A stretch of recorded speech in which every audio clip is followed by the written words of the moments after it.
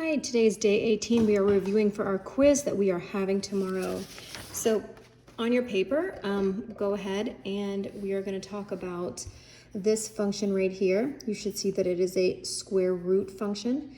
It says, what's the equation? So if you remember, we had the parent function right here that we were talking about before, and that parent function was the square root of x. So what happened to this square root function? It just got shifted down to.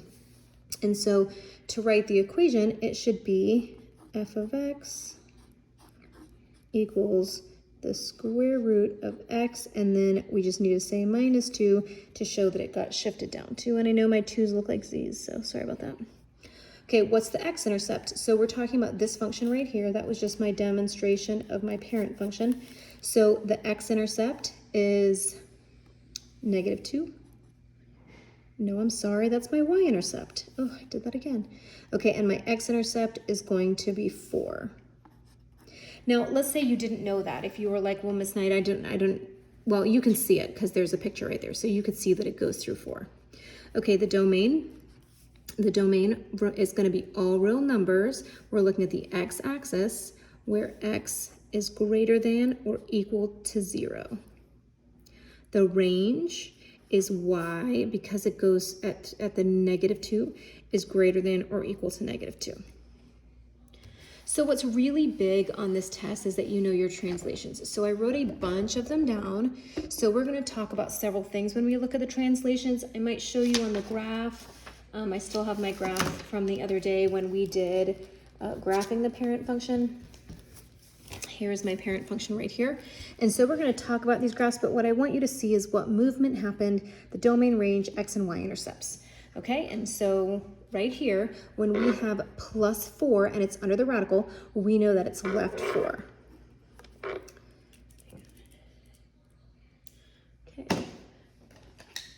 Okay, so we know left 4. Okay, so once we know it's left 4, here's my parent function, left 4, 1, 2, 3, 4. Well, right away, we know that the x-intercept is now -4. The y-intercept, if I just looked over, that moved over 4, 1, 2, 3, 4, that's there. 1, 2, 3, 4, oh, look right there. So this would be my new function, so the x-intercept is going to be 2. I'm sorry, y-intercept is going to be 2. I don't know why I keep mixing those up. Okay, the domain, I'm just going to put D for domain. The domain here, all real numbers where x is greater than -4 or equal to. And then the range, it's above the 0. Okay. All right, if I look down here, once again, I'm going to erase this, and I'm just going to use my parent function here. And this is saying that it goes right 4. All right, so if I move this right 4, 1, 2, 3, 4, it's going to be here somewhere. And we can see that the x-intercept is 4. The y-intercept, it's not going to go through the y. For the domain, all real numbers where it's greater than 4 or equal to. And for the range, y is greater than or equal to 0. Okay, so this one, when it's on the outside, it's not under my radical. I know that that means up 4. So I take this, 1, 2, 3, 4, and move it here, something like that.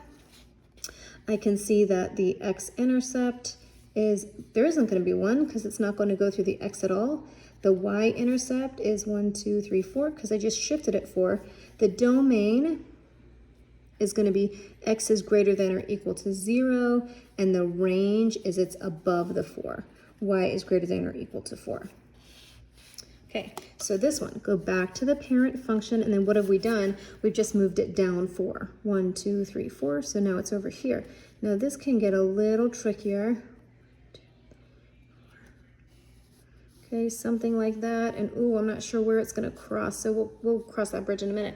So if I have this problem, I'm gonna say, okay, what happened? It went down 4. Okay, the domain, all real numbers where x is greater than or equal to 0.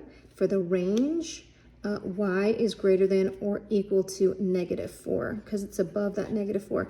So let's talk about what the y-intercept is, just because that's easy for me to see. The y-intercept is -4 because I've just shifted it 4. Now I have to figure out what the x-intercept is. So to figure out the x-intercept, I'm going to basically, since I can't just see it here, I don't know exactly, it wasn't just like moving one of these points. Maybe if I kept going, but let's just see what happens if I do it algebraically. So if I'm looking for an x-intercept, I plug 0 into y. So I'm going to say 0 equals radical x minus 4, add 4 to both sides, square root both sides. So I know that the x-intercept is 16. Okay, so eventually down here it would cross at 16. Okay, erase that again. So now those are basically all of the 0.4. I want you guys to try these, freeze the camera and see if you can do it, and then I'll just throw up the answers, trying to go a little faster. Okay, so here, up to, so it's, I'm sorry, not up to, whoops, left to. Okay, so we're gonna say that it went left to, the domain is x is greater than or equal to -2. The range is y is greater than or equal to 0. The x-intercept is -2. The y-intercept, oh, I can't figure out what the y-intercept is, so what I have to do is plug 0 in for x. So if I'm looking for the x-intercept, I plug 0, I'm sorry, if I'm looking for the y-intercept here, g of x is the same thing as y. If I'm looking for the y-intercept, I plug 0 into here. If I'm looking for the x-intercept, I plug 0 into here. So I'm looking for the y-intercept, so I'm going to plug 0 in here. So radical 0 plus 2 is 2. So the square root of 2, 1.4. So my y-intercept is going to be 1.4. And that looks about right because we know that's going to be higher than 1, smaller, so 1.4. Okay. All right, so let's go down to this one. Okay. So this is going right to, something like that. Right to. Domain is x is greater than or equal to 2. The range is y is greater than or equal to 0.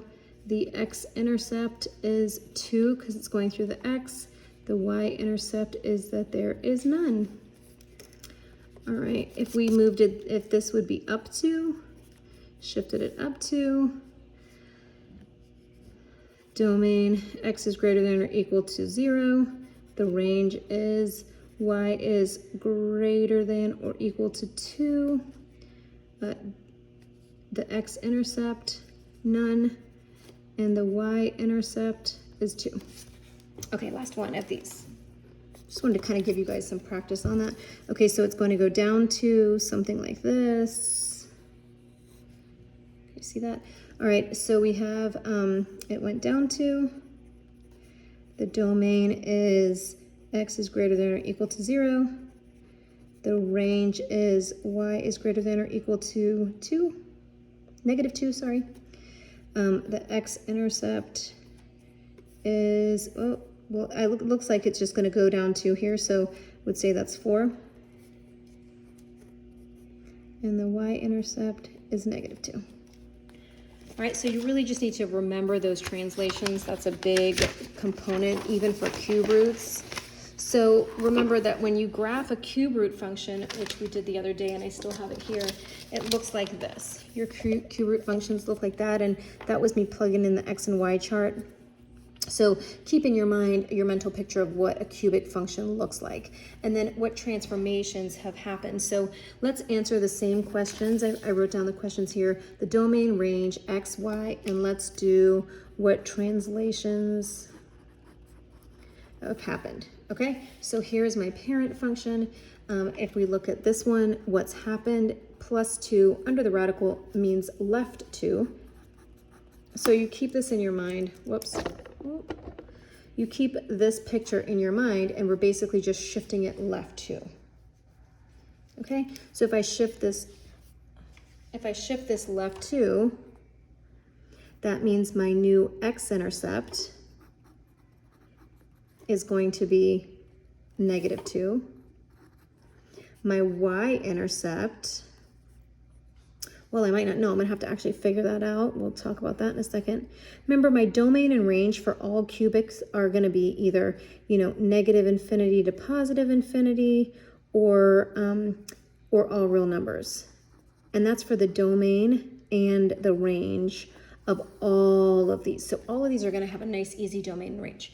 So let's go back to how we figure out what the x-intercept is. So remember, if I'm looking for, y-intercept, the x-intercept was -2. If I'm looking for a y-intercept, then I have to plug 0 into here. So I'm gonna say 0 plus 2 is 2, and then just cube root my 2. And I get 1.25. So my y-intercept is going to be 1.25. Okay, let's go down to this one. So this one here, remember my domain and range, that's nice. It's always the same for cubic functions. What's happening? It went right 2. Okay, remember if that was outside the radical, that's when we would go up and down. Okay, so my x-intercept, once again, if I'm just taking this and I'm moving it right 2, then I'm gonna say my x-intercept is 2. And now I have to see where does it go through. So I'm gonna do the same thing. I'm gonna plug 0 into here.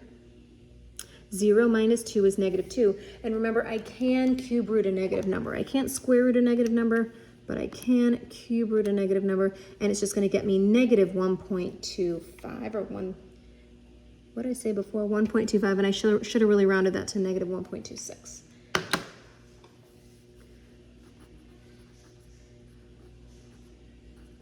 That should have probably been a 6 for rounding too. Sorry about that. Okay, so let's look at this one. What's happening here? Well, this -5 on the end, there's 2 things happening. This -5 is making it go down 5, and this is making it go left 4. And that's fine. It doesn't matter the order. You can put it either way. Okay? So now let's talk about when I go back at my picture, this means that this part is going left 5. I'm sorry, down 5. 3, 4, 5. And it's going left 4.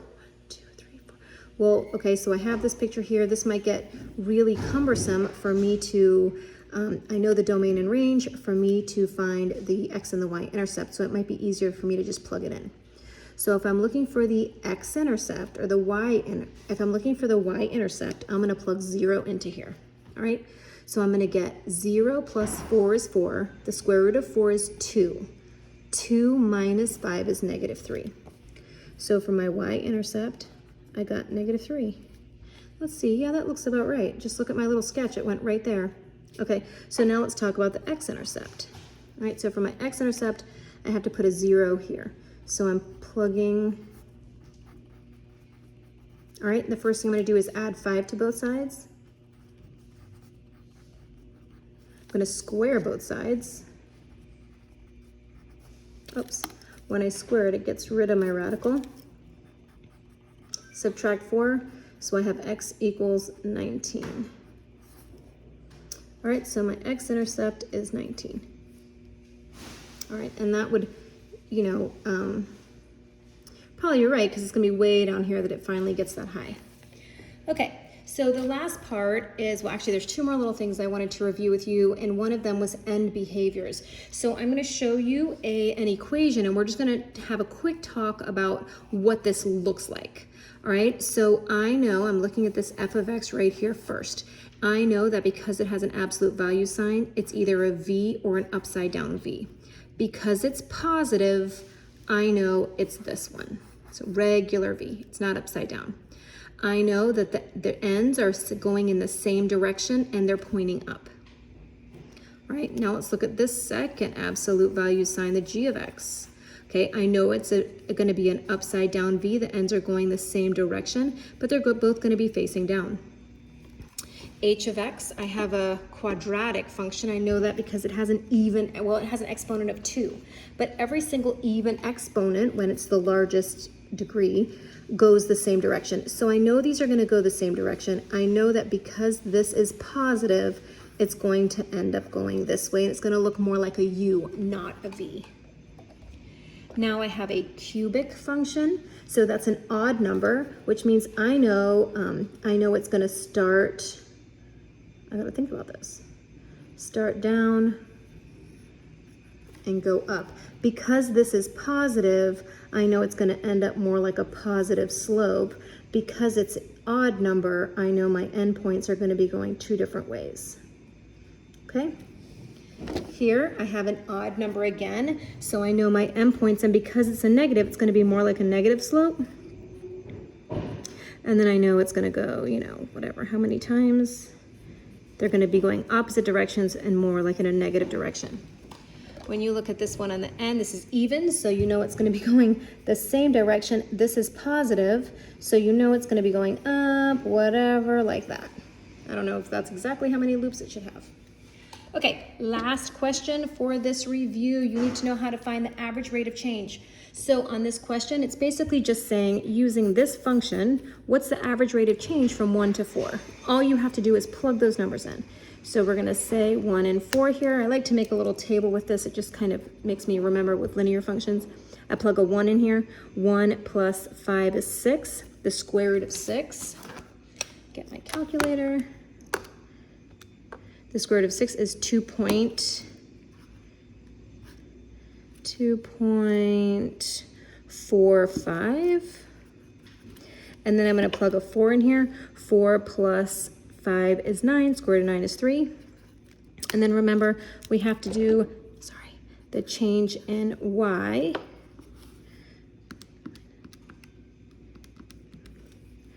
.55 over the change in x. Divide them, gets you 1.8. We can leave it like that. So that is the rate of change. Going from 1 to 4, the average rate of change is 1.8. All right, thank you. That should get you guys ready. If you know how to do all that stuff, you should be ready for the test, for the quiz tomorrow.